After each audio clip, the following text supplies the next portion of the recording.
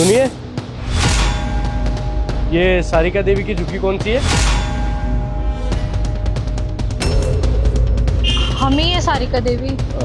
आपको SDM madam ने बुलाया ऑफिस में, तो आप टाइम से आ जाना कल। एसडीएम मैडम ने हमें क्यों बुलाया है? देखो वो मुझे नहीं पता, वो आपको बुलाने के लिए बोला था, तो आप आ जाना टाइम, ठीक है? नेहा बहू, ये एसडीएम मैडम ने हमें क्यों बुलाया है? पता नहीं मम्मी क्यों बुलाया है, कहीं हमसे कोई गलती तो नहीं हो गई? कैसी गलती होगी हमसे? हमने यहाँ पे जो घर बनाया है इसका अनुमति लिए थे ना। हाँ, मैं खुद करवा के आई हूँ साइन। साइन कराए हैं, अनुमति ली है, तो फिर काहे बुलाए हैं? ये तो चल के देखना पड़ेगा। चल तू भी चल मेरे साथ।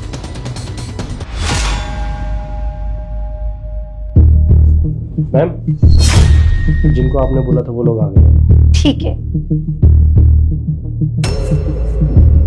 पता नहीं क्यों बुलाया हमें मैडम ने। दीदी आप?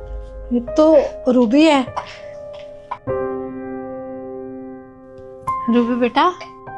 मौसी।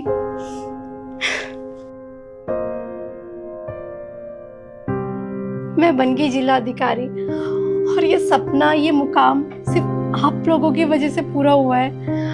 अगर उस दिन आप लोगों ने मेरी मदद नहीं की होती। मौसी, आपसे एक मदद चाहिए थी। हाँ बेटा बोल, क्या मदद चाहिए तेरे को? तेरी मौसी बैठी है ना, बोल। मौसी, वो गांव में रह के ना पढ़ाई नहीं हो पा रही, तो मैं शहर जाना चाहती हूँ, दिल्ली जाना चाहती हूँ बड़ा अफसर बनने के लिए। तो वहाँ जाऊँगी तो कोचिंग लगाऊंगी, रहने खाने का खर्चा होगा। अभी बैठ के हिसाब लगा रही थी तो कुछ 90,000 तक बैठा है एक साल का खर्चा। अगर कुछ पैसा मिल जाता तो मेरा भविष्य सुरक्षित हो जाता मौसी, बस इसलिए पैसे मांग रही हूँ। 90,000? चल रुक, देखती हूँ। नेहा बहू। जी मम्मी जी। नेहा बहू, अपने पास घर में पैसा कितना पड़ा होगा? पैसे तो कुछ भी नहीं है, बस राशन के लिए पड़े हैं थोड़े बहुत। कुछ भी नहीं है क्या? 5, 10, 20 हजार कुछ भी नहीं है? देख, कुछ तो पड़ा होगा अंदर। नहीं, अभी तो कुछ भी नहीं है। रूबी को ना कुछ पैसों की जरूरत थी बाहर पढ़ाई करने के लिए। बड़ा अफसर बनना है इसको। बाहर वो होते हैं ना बड़े बड़े कोचिंग क्लासेस जो कहीं तो लगती हैं, वहाँ जाना है इसको पढ़ने के लिए। तो देखना कुछ पैसे पड़े होंगे। रूबी को कम से कम 1 लाख की तो ज़रूरत पड़ेगी, क्योंकि इसको वहाँ रहना खाना भी है, तो वो भी खर्चे होंगे, इसके पढ़ाई के खर्चे भी होंगे। तो देखना कुछ निकल आए कुछ पैसे अंदर से। तो नहीं तो कुछ बता मेरे को, क्या कर सकते हैं इसके लिए जो इसकी हेल्प हो जाए। इतना सारा पैसा तो नहीं है हमारे पास, आप ही बताइए फिर क्या करना है। अपना मंगलसूत्र गिरवी रख सकती हो क्या? हमारा मंगलसूत्र? ये तो हमारी शादी की आखिरी निशानी है। मुझे पता है नेहा बहू, तेरे लिए ये मंगलसूत्र बहुत कीमती है, पर रूबी की जिंदगी का सवाल है। और तुझे तो पता है ना, इसके माँ बाप तो है नहीं, जो कुछ है हम लोग ही हैं। और ये अपना सपना कैसे पूरा करेगी अगर हम भी इसका साथ नहीं देंगे? तो इसको बेचना नहीं है, बस कुछ समय के लिए गिरवी रखना है। और अगर वो नहीं भी छुड़वा पाई तो जब ये अफसर बनी जाएगी तो ये तेरे लिए एक नया बनवा देगी। इतना तो हम कर ही सकते हैं ना रूबी के लिए, वो भी तो हमारी बेटी है, और फिर उसकी पूरी जिंदगी का सवाल भी है। सही बोल रही हैं आप। अच्छा रुकिए। भाभी रुको। मौसी, ये आप कैसी बात कर रही हैं? मैं अपने स्वार्थ के लिए भाभी का मंगलसूत्र नहीं ले सकती। मैं गांव में रह के पढ़ाई कर लूंगी, नहीं बनूंगी अफसर कोई बात नहीं, लेकिन ये उनकी शादी की आखिरी निशानी मंगलसूत्र ये नहीं ले सकती मैं। रूबी बेटा, बात तो सुन।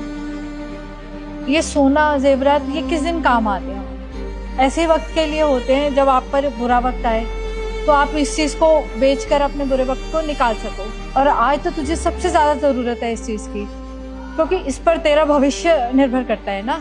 और आज ये मंगलसूत्र चला भी गया तो कुछ बिगड़ेगा नहीं, लेकिन तेरा भविष्य खराब हो गया ना, तो बेटा तेरे को भी सारी जिंदगी ऐसे ही धक्के खाने पड़ेंगे हमारी तरह। तू बस शांत रहे। हम जो कर रहे हैं ना, हमें कर लेने दे। हम तेरे बड़े हैं ना, तो हम जो भी करेंगे तेरे भले के लिए, चिंता मत कर। तू सिर्फ अपने पढ़ाई की और अपने भविष्य की चिंता कर। ला नेहा बहू, अपना मंगलसूत्र दे बेटा। जी।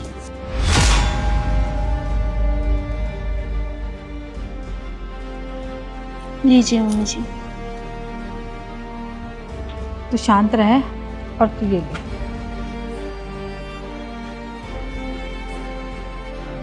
ये रख और तू जाकर अपनी पढ़ाई कर और मेरा और अपनी भाभी का नाम रोशन करके आई हो, और हमारा आशीर्वाद हमेशा तेरे साथ है। बहुत बहुत धन्यवाद मौसी। अरे अरे नहीं नहीं, कोई बात नहीं। नैना जी, बहुत मन लगा के पढ़ाई करना और इस गांव की पहली अफसर बन के आना। हमारा आशीर्वाद हमेशा तुम्हारे साथ है, ठीक है? और हमारा खूब नाम रोशन करना।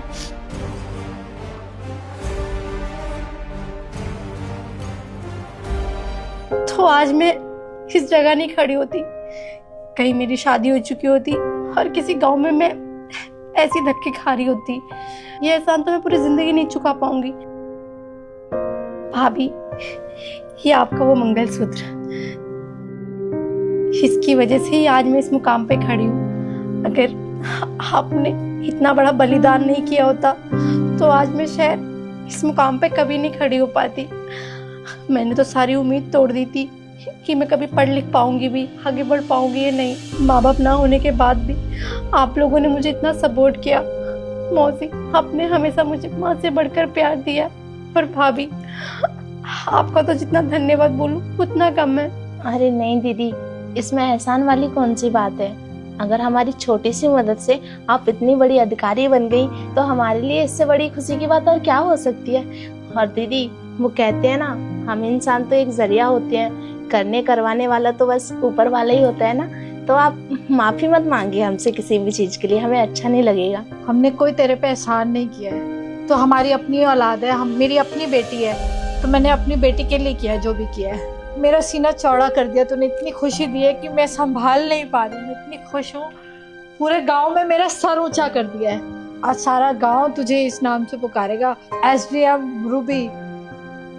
मैंने तो सुना है बहुत सारे बच्चे पेपर देते हैं, लेकिन उन सारे बच्चों में तू अव्वल नंबर पे आई, तू पास हुई, तू आज इस मुकाम पे आई है ना। मैं तुझे बता नहीं सकती मैं कितनी खुश हूँ। मौसी, ये तो आपका बड़प्पन है कि आप इसको अपना फर्ज गिन रही हैं और एहसान नहीं। यहाँ तो इस दुनिया में कोई अपना भी अपनों के लिए खड़ा नहीं उतरता जितना ये मौसी मेरे लिए खड़ी रही। मौसी माँ से बढ़कर होती है, ये आज आपने साबित कर दिया। मैं किस मुंह से आप लोगों का धन्यवाद बोलूं। मैं चाहती तो दूसरा मंगलसूत्र ले आती, लेकिन भाभी, इस मंगलसूत्र से आपकी भावनाएं और आपका प्यार जुड़ा हुआ था, इसीलिए मैं यही लेकर आई हूँ। चाहती तो नया खरीद के दे सकती थी, लेकिन नए में वो आशीर्वाद और वो प्यार नहीं होता। अब आपको वो गरीब वाली जिंदगी जीने की कोई जरूरत नहीं है। आपके लिए एक नया घर और नई गाड़ी मैंने खरीद ली है। आज शाम को उसका उद्घाटन करते हैं। मैं अभी चलती हूँ, फिर आती थोड़ी देर में। आप बैठी जब तक यहाँ पे आराम से। कोई भी जरूरत हो तो यहाँ पे पीऊँ ना, उसको बोल देना, चाय पानी खाना सब लाके दे देगा। वैसे मैंने उसको सब समझा दिया है। आप लोग बैठिए, हम अभी आते हैं।